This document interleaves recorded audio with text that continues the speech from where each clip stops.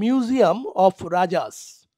সিলেটের সুনামগঞ্জে ছিল তার বিশাল জমিদারি, কিন্তু জমিদার পরিচয় ছাপিয়ে দেশে বিদেশে তিনি পরিচিত মরমী কবি ও বাউল শিল্পী হিসেবে।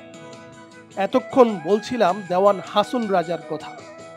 লালনের পরেই যার নাম আসে তা হাসন রাজা, এমনকি যার গানের প্রশংসা করেছেন কবিগুরু রবীন্দ্রনাথ ঠাকুরও। মরমী কবি হাসন রাজা বর্ণাঢ্য জীবনের অনুসন্ধানে গিয়ে জানা গেছে দেওয়ান ওহিদুর রাজা চৌধুরী ২১ ডিসেম্বর ১৮৫৪ সালে জন্মগ্রহণ করেন এবং মৃত্যুবরণ করেন ৬ ডিসেম্বর ১৯২২ সালে।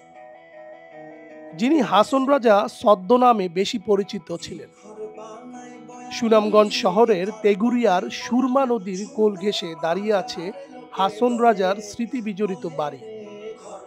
তার ব্যবহৃত জিনিসপত্র এবং স্মৃতি ধরে রাখতে পারিবারিক উদ্যোগে গড়ে ওঠে মিউজিয়াম অব রাজাস।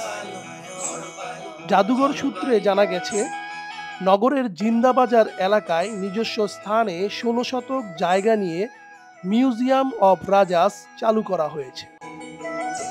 শিক্ষানুরাগী দেওয়ান তালিবুর রাজা ট্রাস্টের ব্যবস্থাপনায় ২০০৬ সালের ২৪ এপ্রিল জাদুঘরটির যাত্রা শুরু করে।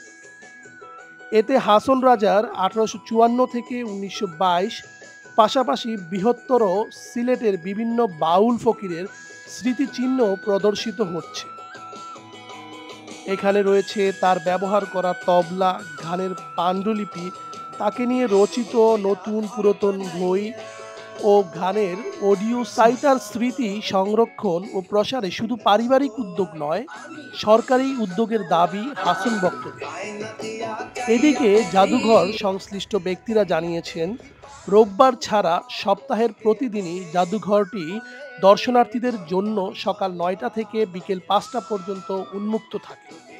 তবে প্রত্যেক দর্শনার্থীকে ৩০ টাকার বিনিময়ে জাদুঘরে প্রবেশ করতে হয়।